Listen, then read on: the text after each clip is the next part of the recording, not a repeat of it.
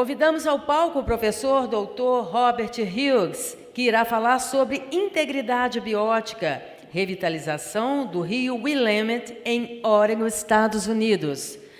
Doutor em Engenharia de Pesca pela Universidade Estadual de Oregon, mestre em Conservação e Planejamento de Recursos e graduado em Psicologia e Biologia pela Universidade de Michigan. Trabalhou na Agência de Proteção Ambiental dos Estados Unidos por 32 anos, dedicando-se particularmente a estudos e avaliações de ecossistemas aquáticos regionais e nacionais. Atualmente, dedica parte de seu tempo trabalhando no Emmons Oaks Institute, com avaliações biológicas de riachos, lagos e rios na Europa, no Brasil e na China. Dr. Robert já recebeu vários prêmios por reconhecimento à sua produção científica. Por favor, Dr. Robert.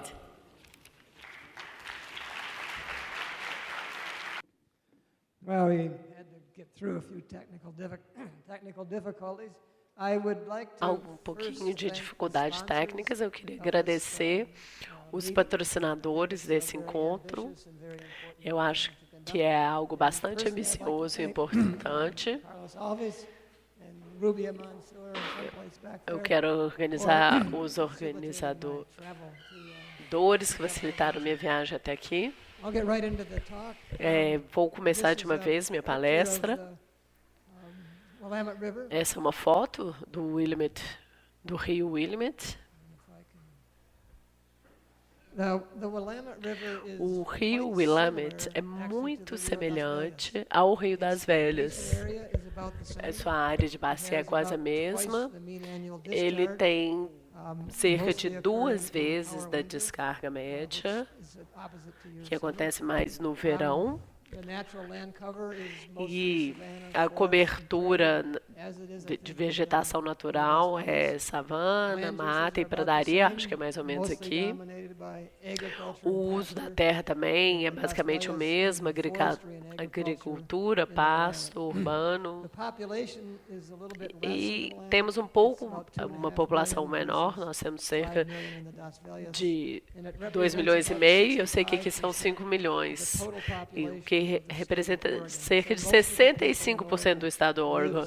Então, a maioria das pessoas do Oregon moram em algum lugar próximo a esse rio. É a linha de vida do nosso estado. Outra diferença é que a água de cabeceira é fria e com bastante floresta. Acho que vocês conseguem ver aí. Anyway, the headwaters have snowfields in them almost all the year. Então, elas são bastante geladas durante quase todo o ano.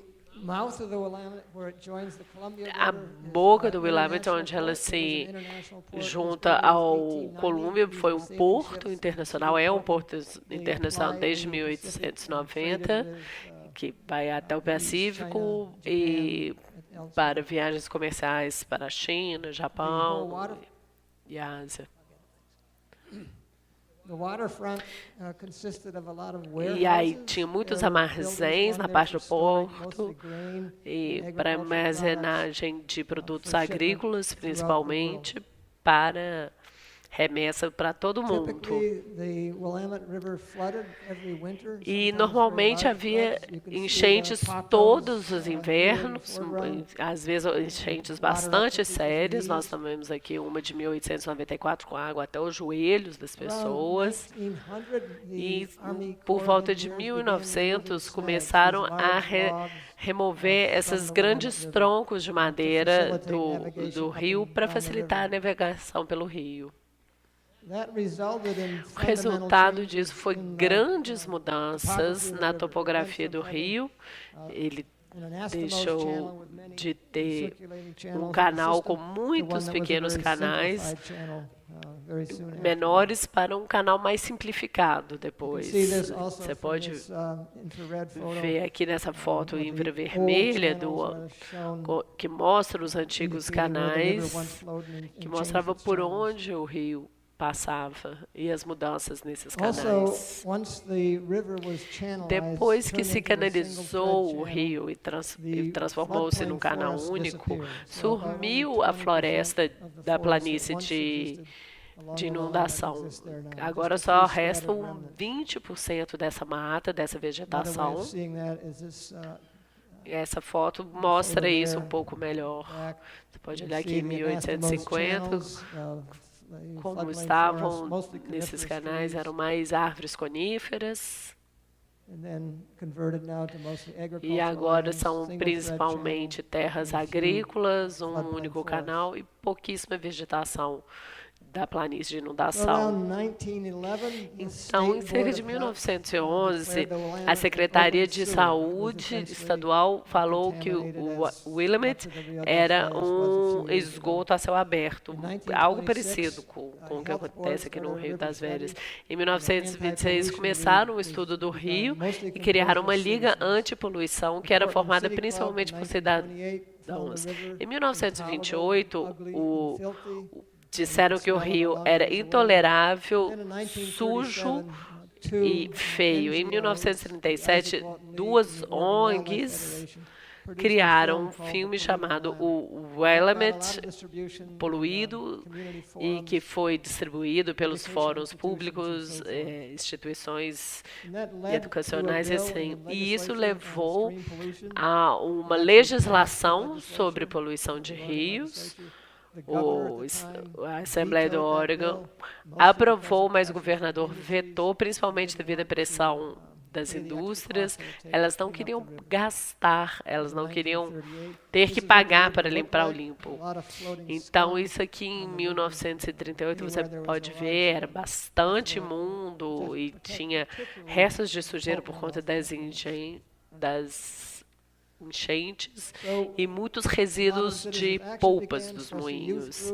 Então, vários cidadãos, principalmente movimentos de cidadãos, principalmente jovens, começaram movimentos para melhorar. E no estado do Oregon existe algo que chama Iniciativa do Cidadão.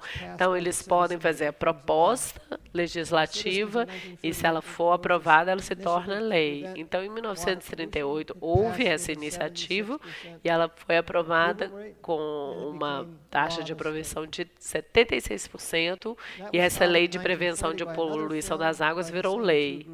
Em 1940, produziram um outro filme. Você vê que a pessoa aqui está coletando água e tem um relógio ali naquele tronco. E aí você pegava o salmão, colocava nessa água e esse salmão morria em 2 minutos. E essa foi uma coisa que realmente marcou as pessoas sobre esse filme. Essa água realmente não era segura. Aí aconteceu a Segunda Guerra Mundial e isso perdeu um pouco a sua relevância, mas no final houve 2 professores, inclusive esse, o Roland Dimick, que fizeram a primeira pesquisa de assembleia de peixes do rio e coletaram desde a cidade de Eugene até Portland. E isso se transformou em mais legislação. A Vigilância Sanitária do Oregon ordenou os moinhos a tratar a água residual e que também deveriam tratar seu esgoto. Em 1962, um jornalista, o Tom McCall, exibiu um filme chamado Poluição no Paraíso. E isso também gerou muito interesse público. Em 1973, foi passada a lei da Via Verde do Rio Willamette. O filme levou à eleição desse jornalista Tom McCall, que virou governador.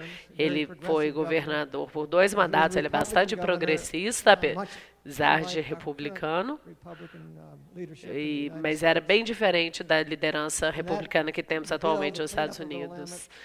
E a lei de limpeza do Willamette foi que inspirou a lei federal dos Estados Unidos sobre qualidade da água. Esse foi um artigo, inclusive da National Geographic. Se olharmos esses dados sobre peixes, e então esses X embaixo são dados de 1945, então só havia 2 ou 3 espécies de peixe, e nos anos posteriores, até o presente, temos de 10 a 15 espécies, tanto na parte baixa quanto na parte alta do rio.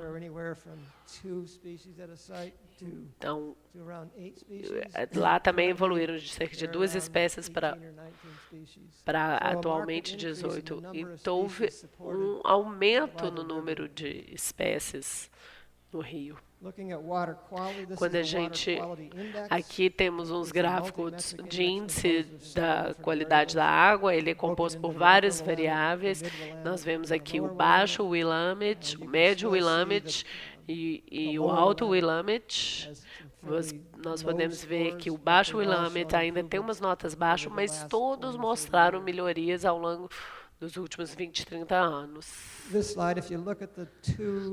Se você olhar as duas curvas menores, aqui neste, a amarelo e a cinza são lugares na cidade de Portland, então a qualidade ali é apenas razoável, então eles precisam ainda melhorar bastante a qualidade da água. Mas ao longo do Willamette você pode nadar, é seguro, muitas pessoas andam de barco, nadam, pescam. Então, não é ideal se alimentar desses peixes, porque ainda são muito contaminados. Mas a água está segura. E outra coisa que mudou bastante é que, devido às enchentes e para garantir o abastecimento de água, foram instalados 13 reservatórios e foram construídas várias incubadoras de peixe.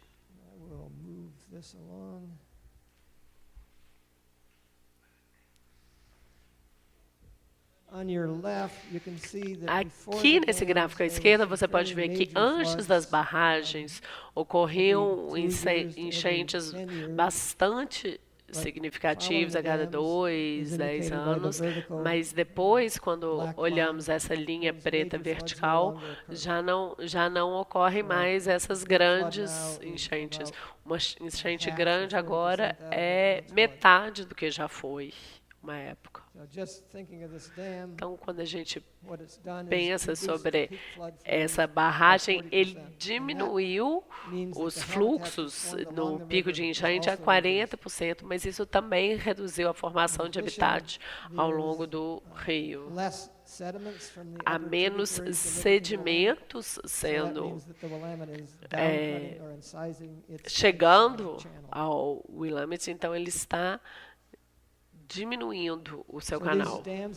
Então, quando a gente olha essas barragens, eles afetam não somente a entrega de sedimentação e enchentes, mas também o habitat é pobre para o salmão, que é a principal espécie recreacional.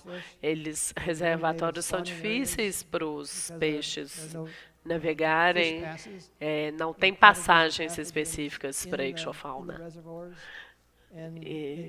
E também a água aquece.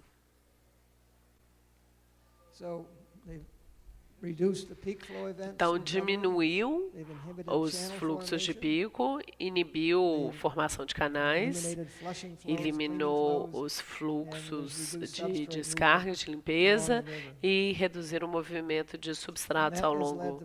Isso levou a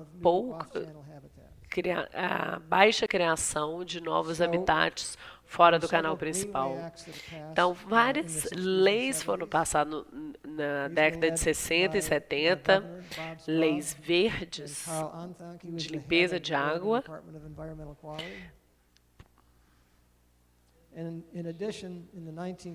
E na década de 60 e até quase o presente, houve a substituição do Departamento de Qualidade Ambiental, que substituiu a autoridade sanitária e com uma preocupação maior da saúde ecológica. E quando passou a lei federal sobre a água limpa, isso viu um programa de licenciamento melhor para a cidade e indústria. Em 1997, teve uma força-tarefa para a bacia do Willamette. Em 98, uma iniciativa de restauração. E a maioria foi liderada por cidadãos e receberam bastante financiamento desses grupos de cidadãos. Em 2006, teve essa parceria especial de investimentos para o Willamette. E uma das razões que isso surgiu é que tanto o salmão-rei quanto a truta da Patagônia estavam presentes na bacia, como você vê aqui em rosa e verde. E aí tinha também um peixe conhecido como Oregon Chub, que foi listado como em extinção em 1993. Então, é um peixinho pequeno, insignificante, mas ele só existe nessa bacia do rio Willamette. Então, quando nós falamos do Willamette, eu não estou falando só do Rio Grande em si. Temos também preocupações com as planícies de inundação, as junções dos afluentes, os grandes afluentes, que são principalmente sistemas de água fria, as planícies de inundação da cabeceira, e também os riachos na cabeceira. Essas são as variáveis que entram no nosso índice de qualidade de água. Então, nós vemos quais que têm contaminantes e tem ainda um problema de temperatura. São os nossos maiores problemas. Então, esses são os problemas que nós temos no Willamette alto, no médio Willamette também são produtos interessantes. E no baixo Willamette, a qualidade da água é mais baixa. Então, aqui, à esquerda, são as condições que já existiram.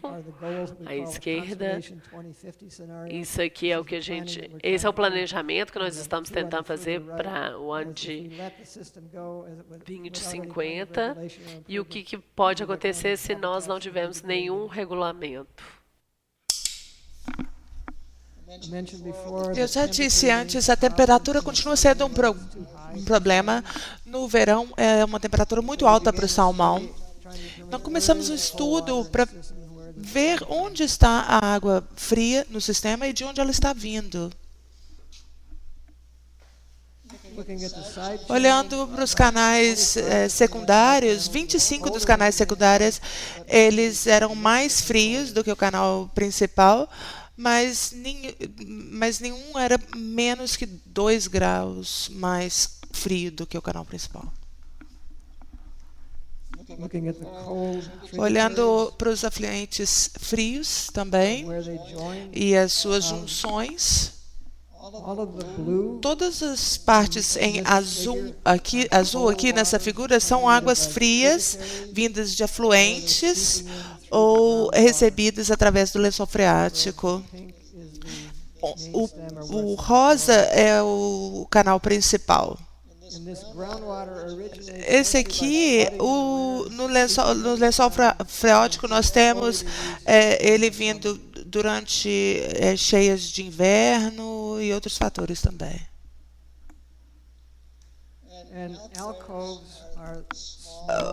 As lagoas marginais, elas são uma característica desse canal nessa bacia.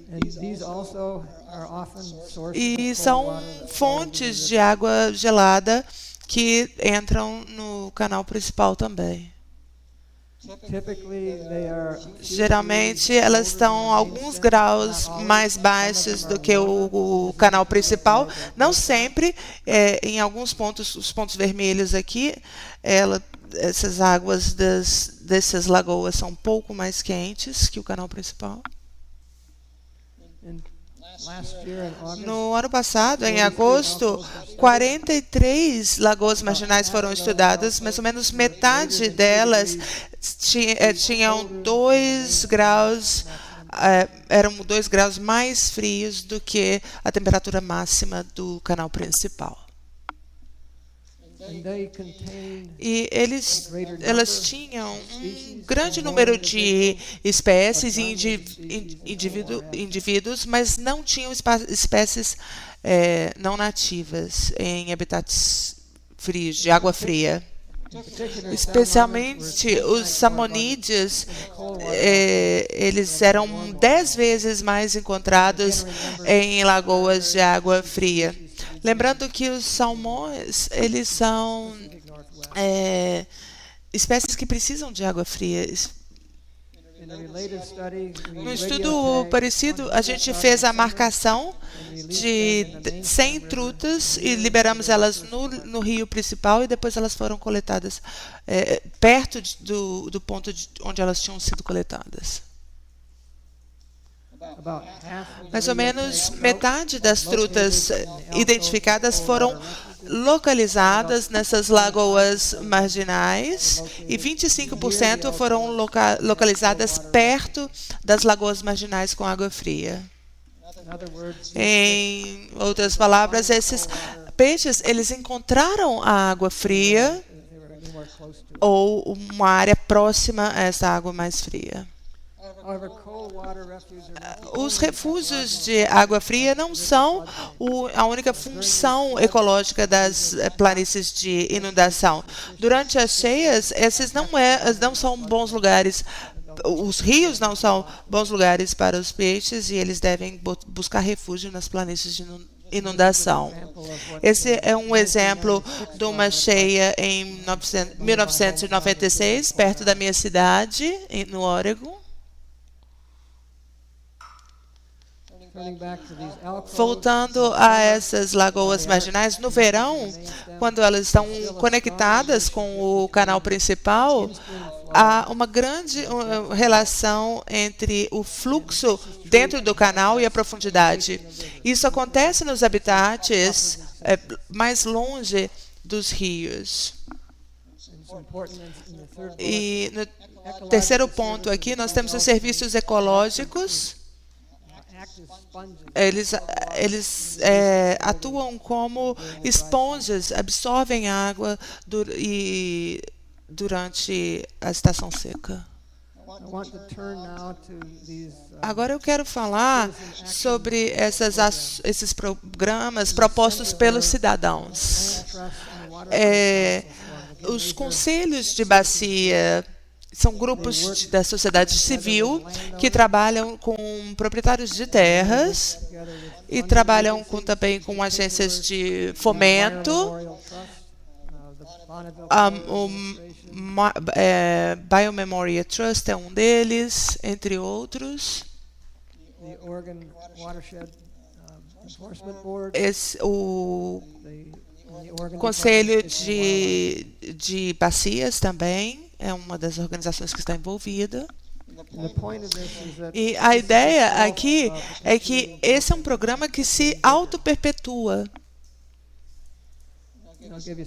Eu vou dar alguns exemplos a vocês. Em 2008, houve um projeto de restauração de planície de inundação no canal principal. Em 2014, tiveram mais de 20. Nos afluentes tinham 56 projetos em 2010. Em 2015, tinham quase 1.300 projetos. Em 2010, havia 269 parceiros proprietários de terras e, em 2015, mais de 1.100 parceiros proprietários de terra. Então, para dar alguns exemplos desses projetos para vocês, os pontos aqui indicam canais que se cruzam, sistemas de bernas, de vertedores que são removidos, e que são construídos para que haja um canal único, e há vários também canais desconectados, canais secundários desconectados. A figura à esquerda aqui é um exemplo de remoção de berma, aqui numa lagoa marginal. A outra é um cruzamento de estrada onde foi construído um pontilhão aqui. Outras áreas de melhoria aqui. O canal secundário foi alargado aqui e uma pequena barreira de barragem de pedras, represa de pedras, foi removido também para a construção de uma lagoa marginal também. Eu mencionei anteriormente que o Oregon Chud era uma espécie endêmica que estava ameaçada de extinção. As populações naturais aqui estão indicadas em cinza. Em 2014, essa espécie foi retirada da lista de espécies com perigo de extinção. Em outras palavras, essas melhorias feitas na bacia e nos afluentes permitiram a recuperação dessa espécie. Agora, falando um pouco sobre o salmão, é uma experiência muito mais cara de se fazer. Essa figura mostra que os salmões adultos são capturados nas represas, colocados em caminhões, são transportados em caminhões para afluentes de desova. E os peixes jovens são capturados na foz do afluente e transportados novamente de caminhão de volta para uma área montante da barragem.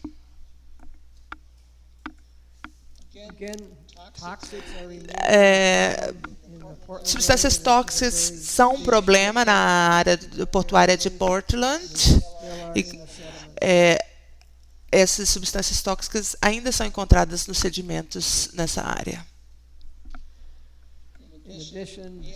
Além disso, peixes, espécies que não são lá do local, invasivas, ainda são uma ameaça também para os salmões jovens.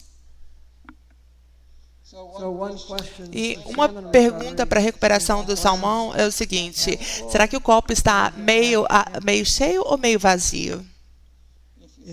Se você acha que ele está meio vazio, você está pensando na mudança climática, nas mudanças das condições oceânicas, espécies invasivas, problema em questão de apoio político e financeiro, parasitas, patógenos, predadores.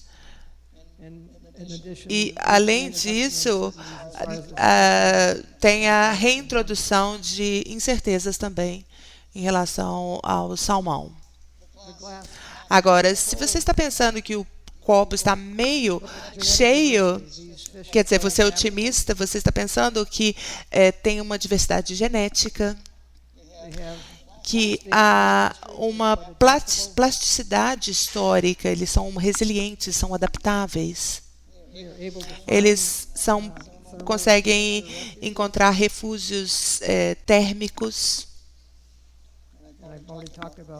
E eu já falei também sobre as questões relacionadas à passagem pelas barragens.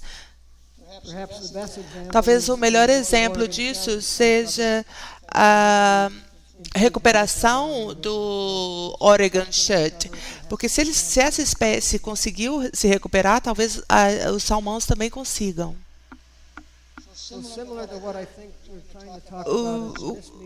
eu acho que nesse encontro, o que a gente quer conversar é o seguinte: a gente aprendeu que a gente trabalha melhor se a gente trabalhar junto. Agências federais, estaduais, sociedade civil, proprietários de terra, trabalhando juntos são mais eficientes.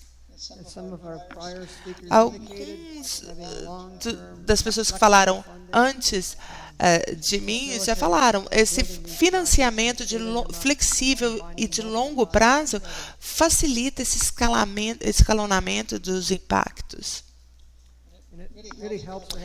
Ajuda muito também ter uma visão para toda a bacia, para que todos os projetos sejam alinhados dentro da bacia. Isso nos ajuda a preencher as lacunas, encontrar lugares que precisam de projetos mais que outros. E essa visão mais geral da bacia nos ajuda a lidar melhor com os desafios e identificar melhores oportunidades também.